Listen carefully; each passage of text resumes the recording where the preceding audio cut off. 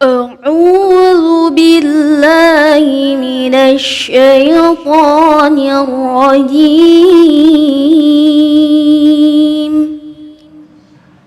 بسم الله الرحمن الرحيم.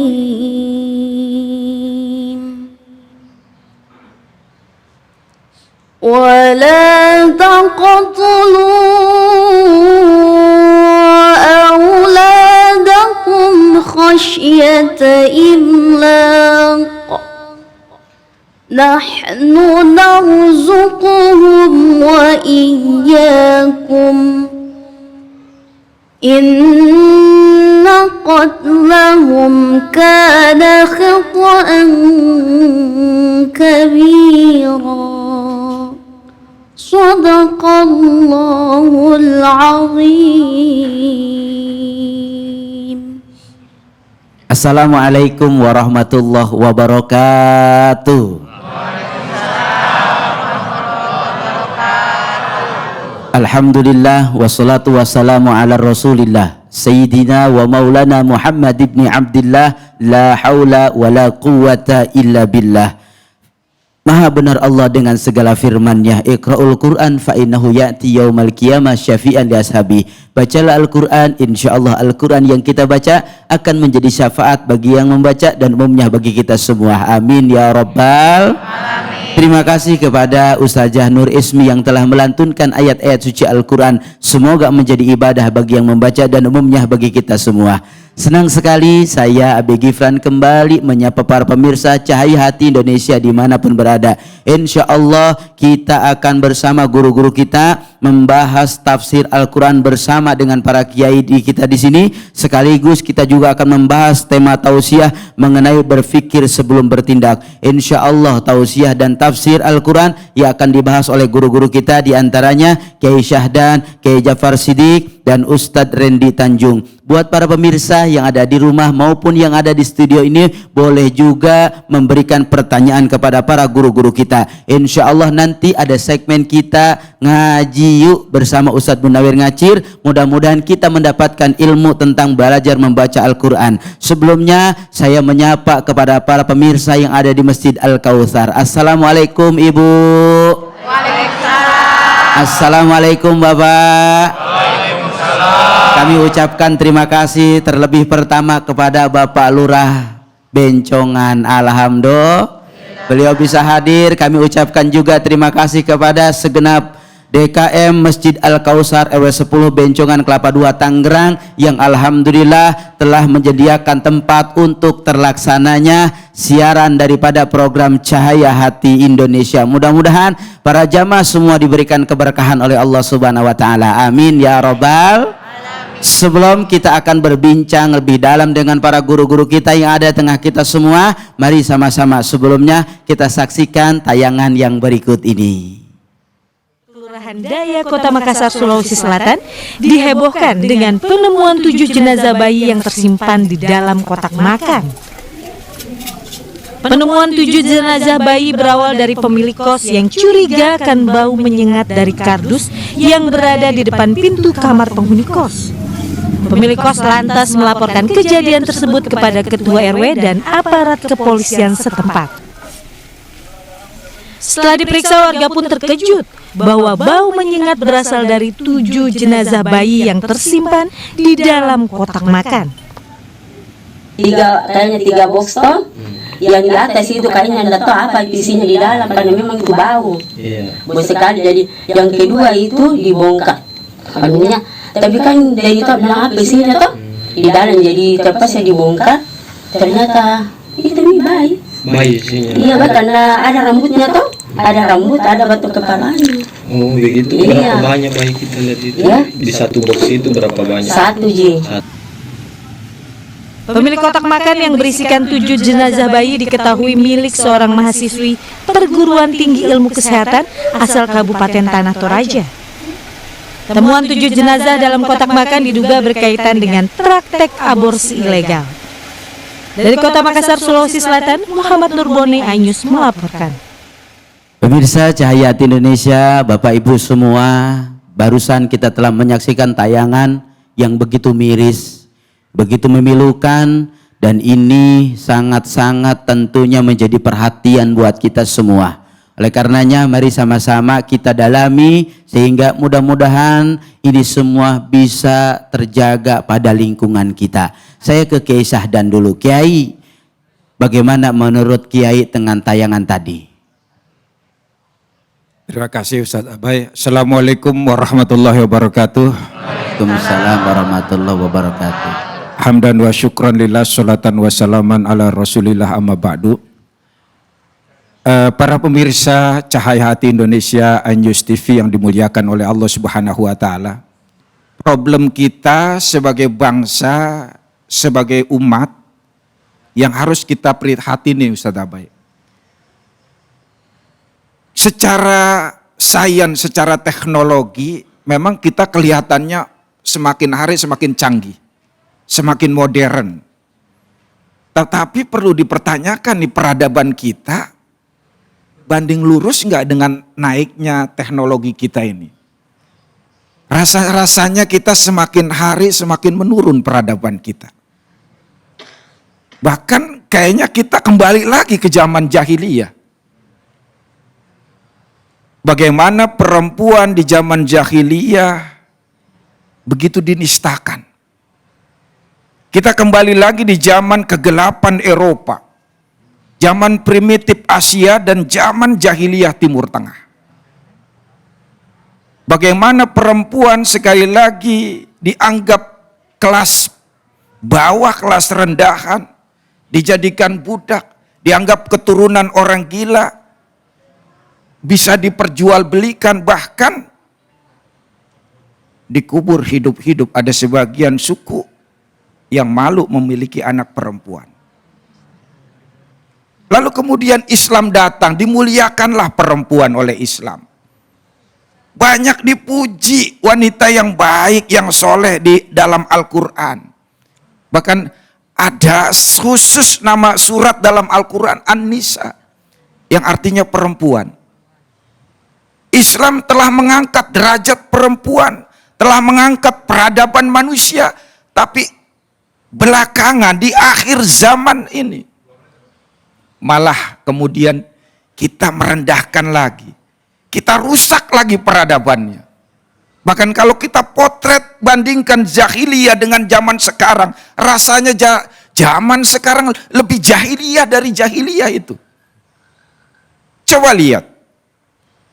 Dahulu di masa jahiliyah orang korupsi hanya di kalangan bangsawan, di kalangan istana. Sekarang orang korupsi dari kelas atasan sampai bawahan, sampai kelurahan bisa dikorupsi itu uang. Betul? Betul. Dulu perempuan dipersiapkan untuk melayani pejabat, para bangsawan. Tapi sekarang perempuan bisa melayani siapa saja. Bukan hanya pejabat, bangsawan, orang rendahan, kelas bawahan, di pinggir jalan, di kolong jembatan, sembarangan udah. Betul. Bahkan dulu perempuan, bayi dibunuh, dikubur hidup-hidup. Sekarang lebih dahsyat, lebih kejam lagi. Bayi belum sempat dilahirkan, udah dibunuh duluan. Dengan aborsi. Allahu Akbar. Ini tentu menjadi prihatin kita semua, menjadi renungan kita semuanya. Bagaimana kita kemudian merefleksi akhlak kita, keislaman kita, cara beragama kita. Kira-kira begitu. Masya Allah, terima kasih Guru Syahdan. Dari tayangan tadi begitu murah rasanya sebuah janin. Jadi apa dari hukum aborsi ini? Silahkan Kiai Ja'far Shadiq. Assalamualaikum warahmatullahi wabarakatuh. Para pemirsa iNews TV, bapak-bapak, ibu-ibu yang saya hormati, kaitan dengan tadi yang dibacakan ayat ya, jangan sampai kita membunuh anak karena takut khosyata imlak, karena takut miskin. Nah, miskin di sini, miskin bisa berarti harta benda atau miskin karena jiwa yang mungkin nantinya akan malu lihat orang, akhirnya ya seperti itu jalan keluarnya untuk membunuh anak, padahal itu adalah perbuatan dosa. Nah, ayat berikutnya disebutkan wala taqrabuz zina innahu kana fahisatan wa sya'a sabila. Jadi jangan mendekati perbuatan zina, jelas-jelas oleh Allah Subhanahu wa taala. Ya, dengan akibat dari tadi itu, perbuatan orang yang sadis itu, makanya jangan berbuat zina. Sesungguhnya itu adalah suatu dosa yang besar. Nah, ini kaitannya dengan manusia ketika diciptakan oleh Allah Subhanahu wa taala, ya. Itu sudah ada ruh yang sudah dikasih oleh Allah Subhanahu wa taala, baik rizkinya, baik amalnya, baik itu kesusahannya, semuanya sudah ditentukan dalam alaqahnya itu. Nah, kemudian setan ini yang akan merorong kepada manusia mulai dari roh itu, termasuk si ibunya itu kan. Dikatakan di sana awalu subhatin waqa'at fil khaliqa, bahwa pertama kali yang mengadakan keraguan terhadap ciptaan Allah Subhanahu wa taala wahya syubhatu iblis la'anahullah, yaitu keraguan iblis la'anahullah. Nah, kenapa saya katakan seperti itu? Karena memang manusia itu diterapkan oleh iblis mulai keraguannya itu, sehingga manusia berbuat keburukan, sehingga manusia berbuat kejahatan. Itu apa itu yang diterapkan oleh iblis? Di antaranya istibdaruhu birra'i fi muqabalatin nas, serakah orang berpendapat, ya, fi muqabalatin nas, ketika dia menghadapi suatu konteks di sini adalah ketentuan dari Allah Subhanahu wa taala. Kemudian yang kedua itu adalah ikhtiaruhu al-hawa fi mu'aradatil amr, pilihannya hawa nafsu ketika dia menentang suatu perkara. Terus yang ketiga istikbaruhu fil madah allati khuliqa minha, kesombongan terhadap materi yang diciptakan kepadanya, wahia annar, yaitu api, ala madati Adam, terhadap materi Adam, wahia tin, tanah lempung. Ini saya mengantarkan bahasa tadi 3 faktor yang bisa mengakibatkan manusia berbuat buruk, karena memang itu sudah dijanjikan oleh iblis dan minta izin kepada Allah Subhanahu wa taala. Nah, terus sekarang solusinya apa gitu? Solusinya dari permintaan izin setan atau iblis kepada Allah Subhanahu wa taala supaya bisa mengganggu manusia sehingga berbuat buruk. Allah Subhanahu wa taala silakan ganggu sampai hari kiamat, karena iblis akan dimasukkan ke dalam neraka. Iblis dibolehkan mengganggu selama manusia hidup. Ya. Kemudian di dalam kitab itu sendiri disampaikan bahwa manusia tidak akan bisa diganggu oleh iblis, ya, adalah manusia yang mau taat kepada Allah, yang mau beriman kepada Allah, yang mau sabar, yang mau salat. Itulah yang sebutan namanya mukhlasin. Nah, di dalam surat Shad yang terakhir itu nanti kita melihat qala fa bi'izzatika la ughwiyannahum ajma'in illa ibadaka minhumul mukhlasin. Ya Allah, dengan segala kemuliaan-Mu, ya Allah, dengan segala kehormatan-Mu, kami akan mengganggu mereka semuanya. Semuanya manusia, baik itu mungkin termasuk kiai, ulama, dan orang-orang yang sampai brutal mungkin itu akan diganggu oleh iblis. Tapi kami tidak mau mengganggu mereka. Siapa? Illa ibadaka minhumul mukhlasin. Nah, tadi 3 faktor tadi agar supaya kita, ya, tidak terjerumus dalam dosa, ya, termasuk diantaranya tadi itu kan, orang yang berbuat keji terhadap anaknya adalah karena faktor 3 tadi itu. Di antaranya 1, ya, dia serakah dalam berpendapat. Kemudian dia selalu hawa nafsu yang ditonjolkan. Kemudian yang ketiga adalah kesombongan. Kalau 3 ini dijalankan oleh manusia, pasti dia akan celaka perjalanan. Masya Allah, terima kasih guru, luar biasa, terima kasih guru. Selanjutnya saya ke Kiredi Tanjung. Kiredi, ini kejadian bukan sekali 2 kali, tapi hampir 7 kali. Dia aborsi lagi, dia masukin ke dalam kotak, dia aborsi lagi, dia masukin ke dalam kaleng. Apa yang menjadi salah sehingga orang ini tidak merasa bersalah? Silahkan guru. Baik, terima kasih. Assalamualaikum warahmatullahi wabarakatuh. Para pemirsa Cahaya Hati Indonesia Inus TV yang saya hormati dan muliakan, Bapak-bapak, ibu-ibu, jamaah Masjid Al-Kausar yang mudah-mudahan dalam keadaan sehat dan berkah. Amin. Dan para kiai, Ustadz Abe, mudah-mudahan sehat sekeluarga. Amin. Kita menanggapi video yang telah ditayangkan tadi, bahwasanya banyak dari saudara-saudara kita yang sudah menikah 1 tahun, 2 tahun, bahkan sampai puluhan tahun mengharapkan anak, sulitnya minta ampun. Betul nggak Bu? Pengen punya anak, sudah menikah, sah nikahnya, pengen punya anak namun sulit. Allah belum memberikan. Tapi ini ada orang yang berzina di luar pernikahannya, dengan mudah ia membunuh calon anak tersebut dengan perilaku aborsi. Bahkan bukan 1, 2, 3 kali, bahkan sampai 7 kali. Ini jelas-jelas tidak beriman kepada Allah Subhanahu wa Ta'ala, sehingga memiliki perilaku yang begitu sangat keji, sehingga punya perilaku yang begitu sangat tidak baik. Ya, bayangkan, Pak Kiai Sahdan tadi telah mengatakan bahwasanya zaman jahiliyah dulu orang yang telah dilahirkan dikubur hidup-hidup. Zaman sekarang lebih jahiliyah lagi ternyata. Belum hidup masih ada dalam kandungan sudah dibunuh.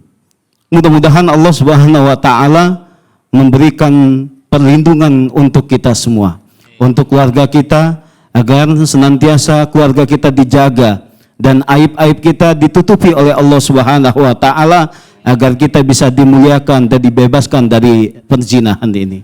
Amin. Terima kasih Guru Randy. Saya ke Kiai Sahdan. Kiai Sahdan, dari janin yang 7 ini secara sengaja diaborsikan, apakah nanti di yaumil akhirat dia menuntut pertanggungjawaban kepada orang tuanya? Iya, Ustadz Abai.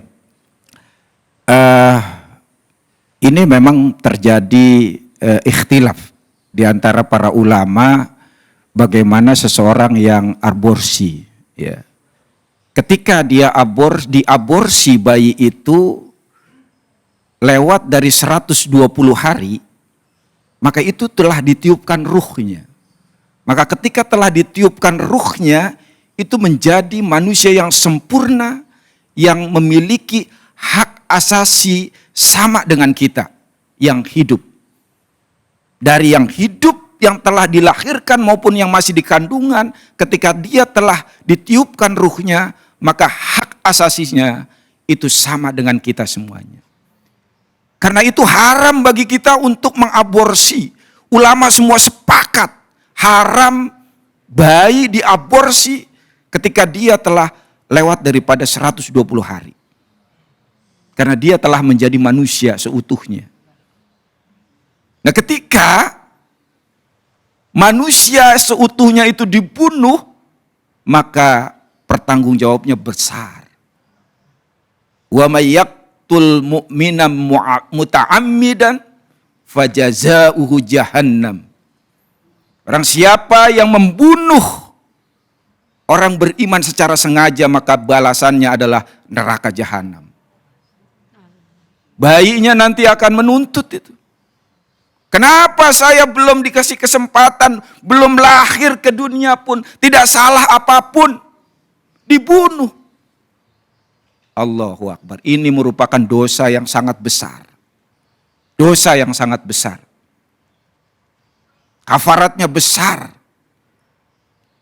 Karena itu saudara yang dimuliakan oleh Allah Subhanahu wa Ta'ala, kita dilarang, bahkan ulama sangat keras ini melarangnya. Kalau sudah sampai 120 hari itu bayi itu dibunuh, diaborsi. Jangan sekali-kali. Karena kita melanggar hak asasi manusia, bukan hanya di dunia, dosanya nanti di akhirat. Kenapa sampai berkali-kali? Karena orang yang melakukan dosa besar itu, dia menggelapkan hati, menghilangkan cahaya Allah, menutup mata batinnya, menghilangkan keberkahan, menghilangkan ketaatannya, bahkan semakin terjerumus kepada kemaksiatannya. Dan maksiat satu akan menambah ketagihan, maksiat yang lainnya. Masya Allah, terima kasih guru mulia. Saya ke Kiai Ja'far Shadiq. Guru, sedikit bagaimana menjaga diri dan keluarga kita dari hal-hal yang dilarang oleh Allah. Sedikit saja guru. Kita hidup ini di zaman yang serba jet set, modern gitu, ini pengaruh daripada medsos gitu. Oleh karena itu, bagusnya untuk kita semua di masing-masing keluarga ya, jaga kita melihat anak-anak itu ya, supaya jangan terlalu menggunakan HP ya, terutama yang masih kecil-kecil. Nah, kemudian solusinya ya kita untuk mengajarkan terutama hafalan Al-Qur'an. Kemudian ya pendidikan agama di rumah dan juga di sekolahan itu harus aktif itu. Zaman modern, zaman yang tumbuh subur berbagai macam pengetahuan, tapi juga di situ di samping juga ilmu-ilmu yang kita serap baik agama maupun apa semua ada di HP, tapi ternyata maksiatnya itu lebih sadis kelihatan itu kan. Jadi banyak sekali orang yang terpancing dengan ya kemaksiatan itu. Jadi saya mungkin dari kaitan dengan secara umum itu medsos ini harus dibatasin sebenarnya itu. Baik guru, terima kasih guru. Masya Allah. Ke Kiai Rendi Tanjung. Kiai Rendi, sedikit saja untuk menjaga dari pergaulan bebas, sedikit saja.